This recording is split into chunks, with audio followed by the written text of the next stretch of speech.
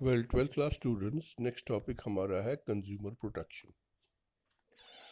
जहाँ तक कंज्यूमर का ताल्लुक है, काफ़ी हैज़र्ड से उसे गुजरना पड़ता है, जैसे फिज़िकल एनवायरनमेंटल जो हैज़र्ड्स हैं या अनफेयर ट्रेड प्रैक्टिसेस जो है, इससे कंज्यूमर को बहुत ज़्यादा मुश्किलातों का सामना करना पड़ता है।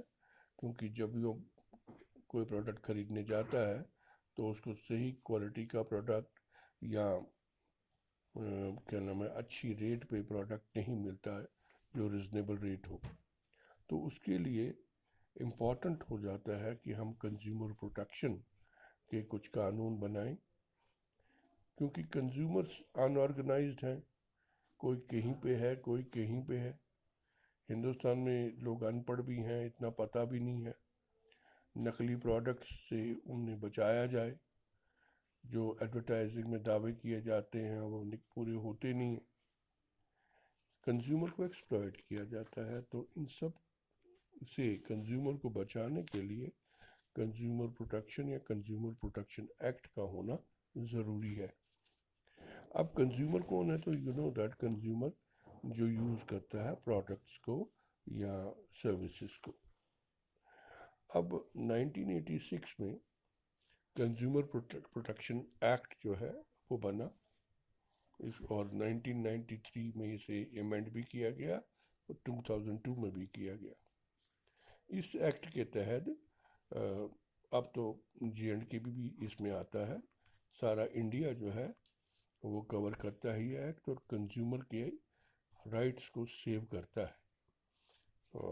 अब जहाँ तक कंज्यूमर राइट्स का ताल्लुक है, तो सबसे पहला राइट है कंज्यूमर का राइट टू चूज़, कि वो वैरायटी ऑफ गुड्स में से जो राइट उसे लगता है गुड उसे चूज़ करे। द राइट अगेंस्ट एक्सप्लॉयटेशन, कि धोखा अगर उसे हुआ है तो वो उसके खिलाफ आवाज़ उठाए। Right to buy quality goods, कि उसे क्वालिटी गुड्स मिलने चाहिए। राइट टू इंफॉर्मेशन, कि उसे गुड्स की क्वांटिटी, प्राइस, यूज जो भी है सारा गुड्स से रिलेटेड, उसके फिजिकल फीचर से रिलेटेड इंफॉर्मेशन मिलनी चाहिए। द राइट टू सेफ्टी, ये गुड्स सेफ यूज़ की हो, इंजूरियस टू हेल्थ ना हो।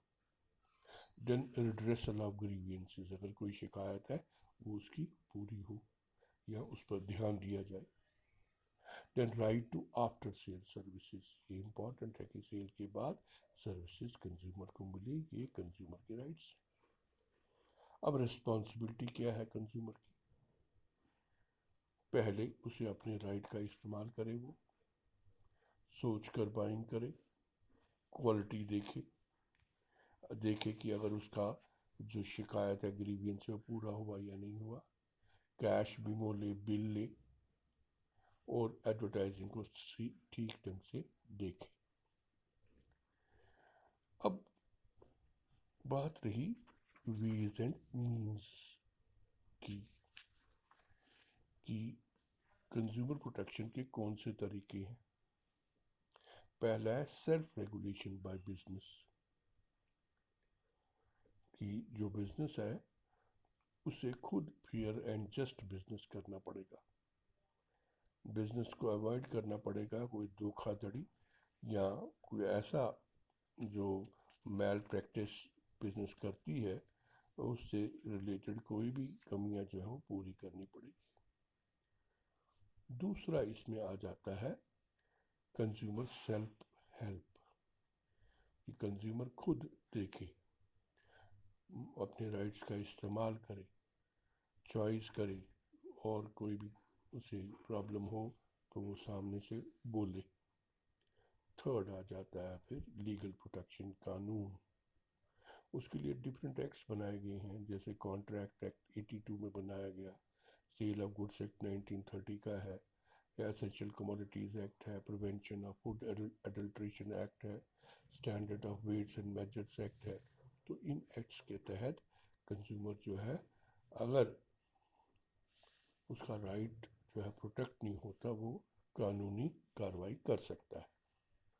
अब कंज्यूमर ऑर्गेनाइजेशंस का क्या रोल है?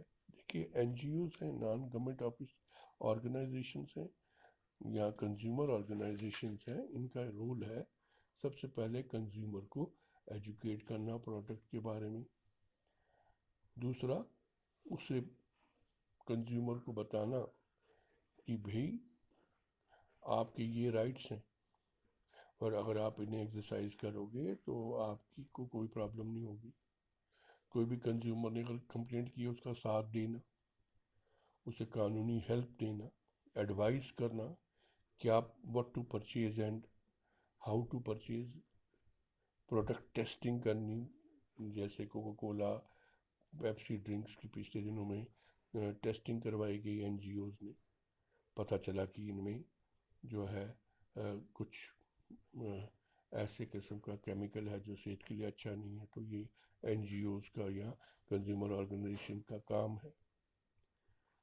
اور ریسرچ اینڈ ڈیولپمنٹ کے پروسیس میں جانا کہ جو پروڈکٹ جو ہے ان کی ٹیسٹنگ کروانی اور پھر سجیشنز دینی کہ اس پروڈکٹ کو کنزیومر کے لیے کتنا اچھا بنانا ہے۔ So this is all about consumer protection in and the laws relating to it. Thank you.